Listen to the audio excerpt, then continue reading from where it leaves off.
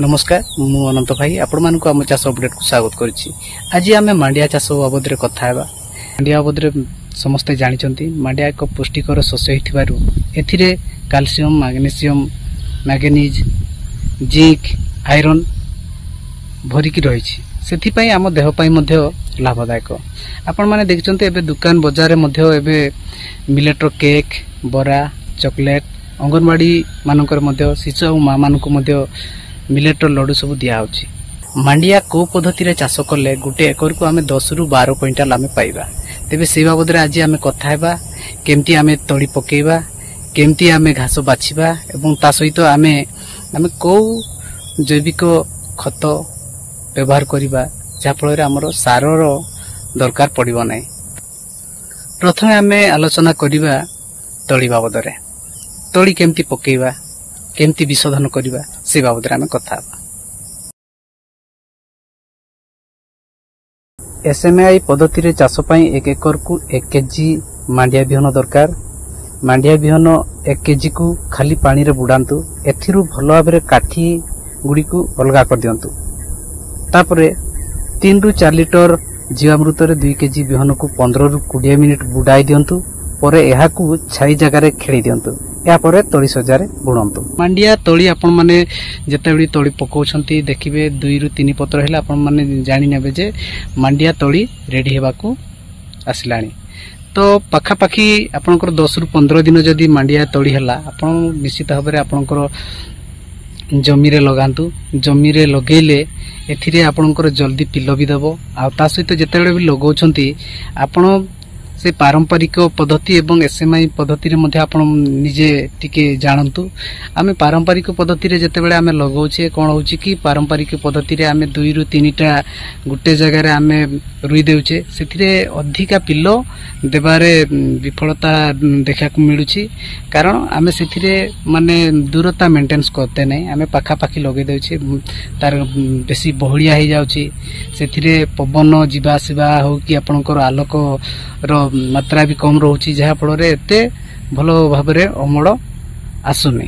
तो से पई आमे जदी सेथिरे कोन कोन देखिबा हमर जदी पारंपरिक पद्धति रे आमे लगाउचे आमे सेथिरे अधिका बिहन मध्ये खर्च होउची अधिका सार खत ता सहित हमर विभिन्न प्रकार रासायनिक मध्ये अधिका खर्च करिया पड़ुची। आमे जदी सार खत बेसी व्यवहार करबा ते हमर जमी मध्ये नष्ट होउची। तो ता सहित गोटे एकर आमे जदी पारंपरिक पद्धति रे आमे जदी चाष करिया मांडिया तेबे पाखा पाखी 3 रु 5 क्विंटाल आम पाइबा।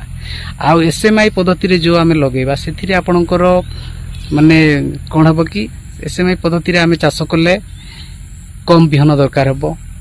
आमे धाड़ी को धाड़ी 10 इंच एवं बुदा को बुदा 10 इंच से हिसाब रे आमे लगेबा। एथिरे आमे एतकी दूरता मेंटेनेंस करिक लगेले पिलो संख्या मध्ये बढ़िबो। ता सहित हमरो घास दमन पाई मध्ये आमे सुविधा पाइबा। वायु चलाचल सहित पानी रो मध्ये मेंटेनेंस मध्ये हमको सुविधा हेबो। ता सहित सेथिरे आमे जदी मशीन माध्यम रे आमे घास दमन करि परिबा। आ ता सहित एथिरे आमे जदी सार खत न देकी सार न देकी मध्ये आमे जीवामृत देकी मध्ये आमे ए फसल को भलो भाबरे आमे अमल करि परिबा। कारण जीवामृत आपण माने एबे सब जगह रे चासी माने व्यवहार करिवार सिखि गलानी। जीवामृत व्यवहार करले आपनकर जमी उर्वर होइबा सहित अमल क्षमता मध्ये बढ़ाए।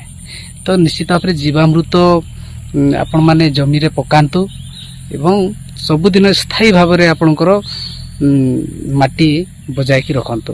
तो एथिरे आपनकर एसएमआई पद्धति रे आपनकर बिहन कम पड़ला आपनकर सार भी कम पड़ला। एथिरे आपनको कंपोस्ट माध्यम रे आपन चाष करि परिबे। आ पानी भी कम दरकार हेबो। ता सहित एथिरे हमर कोन होबो कि एथिरे आपनकर प्रोडक्शन पाखा पाखी 10 रु 12 क्विंटाल आपन पाइबे गुटे एकर रे। तो आमे देखले पारंपरिक जो आमे चाष करछे पारंपरिक चाष रे आमे 3 रु 5 एक पाउछे। एथिरे एसएमआई पद्धति रे आमे जदी चाष करिके आमे जदी 10 रु 12 क्विंटाल पाइबा तेबे आपण माने चिंता करंतु आमे काई एसएमआई पद्धति रे आमे चाष न करिबा।